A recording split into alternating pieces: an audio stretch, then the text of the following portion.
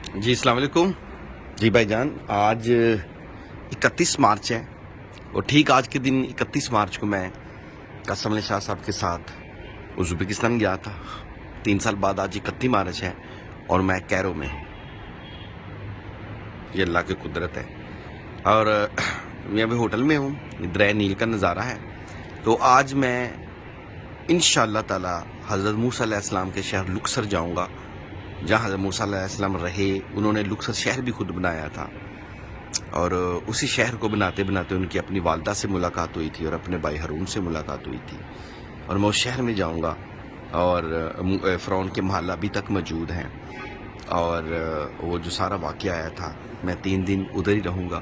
تو آپ سب لوگ خوبصورت ویڈیو بنا کے ضرور بھیجوں گا، بس آپ دعا کریں کہ اللہ تعالیٰ آپ کو بھی میرے ساتھ ساتھ ساری ہسٹری حضرت موسیٰ علیہ السلام کی دیکھنے کی توفیق دے۔ اور انشاءاللہ تعالیٰ آج میری فلائٹ ہے، میں چلا جاؤں گا۔ اور کوئی لوگ جو آپ لوگ کہہ رہے ہیں کہ میں ویڈیو کوہ طور کی ویڈیو کم سے کم 30 ویڈیو میرے پاس ہیں۔